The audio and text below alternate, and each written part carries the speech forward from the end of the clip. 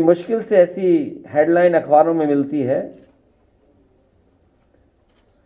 Police ही डाकू।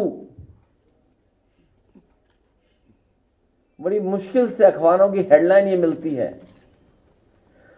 Police ही डाकू हर दिन 15 लाख वसूल रही है। सोचिए आप, अगर अखबार ये मजबूरी में लिख रहा है कि वो परेशान होकर के लिख रहा है, और मुझे ऐसा लग रहा है कि हमारे अखबार के लोग भी अब अपनी जिम्मेदारी निभाने लगे हैं और बहुत जल्दी खुल करके जिम्मेदारी निभाएंगे। हम इसके लिए भी अपने लोगों को, आज जब संविधान मान संघ की स्थापना कर रहे हैं, तो अपने पत्रकार साथियों को इस बात के लिए भी बधाई देते हैं। तो ये एक सड़क, एक जिले का भ्रष्टाचार जो दिखाई दे रहा है, पुलिस को पकड़ रही है। प्रधान सांसद जी के क्षेत्र में पता करिए क्या रहा, क्या ये बात नहीं निकली कि पुलिस क्या कर रही थी? वसूली। और ये जो इनकाउंटर का जो डर दिखाते हैं, हमने और आपने कई बार सोशल मीडिया पे वो वीडियोस देखे हैं जहां पर पुलिस रेट तय कर रही थी कि टांग पे गोली मारी जाएगी तो इतना पैसा देना पड़ेगा। और फिर हम लोगों ने वो भी देखा कि जब बंदूक नहीं चली तो पुलिस ने एनकाउंटर के लिए अपने मुंह से ही ठाए ठाए ठाए कह दिया था, याद होगा आपको। क्या आपने, हमने नहीं देखा, सुना? और मुझे याद है नोएडा का पहला फेक इनकाउंटर हुआ था, एक इंस्ट्रक्टर जिम का जो लौट रहा था, पुलिस ने उस पे गोली चलाई थी। वो आज विकलांग है, वो चल नहीं सकता। अगर सरकार उसी समय न्याय दे देती जब हम लोगों ने सवाल उठाया था, तो आज ये उत्तर प्रदेश की स्थिति नहीं बनती। और ये एक घटना नहीं है करप्शन की, हमने आपने लाइव देखी है चीजें।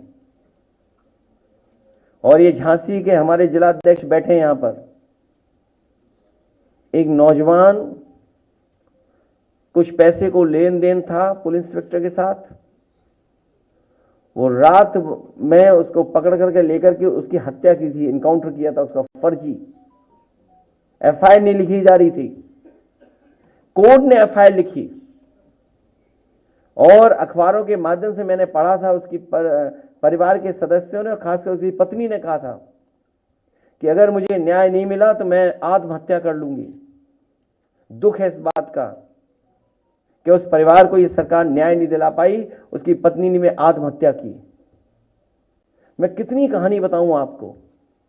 लखनऊ में भी एक हत्या हुई है, सरोजनी नगर इलाके में। कौन बचा रहा है, सोचो आप।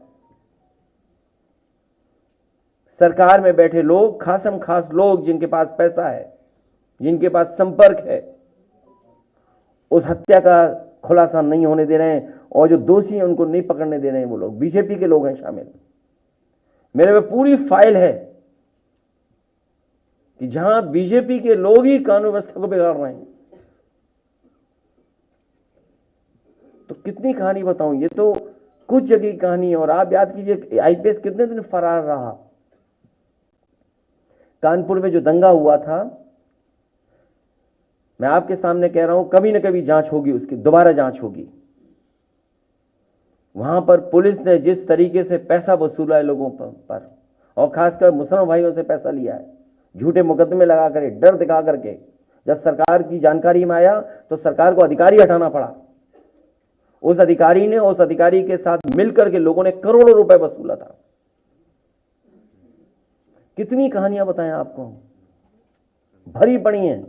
और फाइल अभी मुझे लोग देके गए हैं, अगर फाइल का पढ़ दें तो न जाने कितना भ्रष्टाचार दिखाई देगा, केवल एक विभाग का।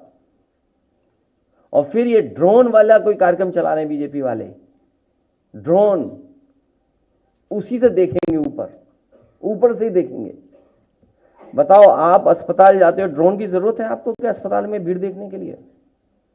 लोहिया अस्पताल जाइए, आप सिविल हॉस्पिटल जाइए, पीजीआई आप जाइए, क्या आपको ड्रोन की जरूरत पड़ेगी भीड़ देखने के लिए?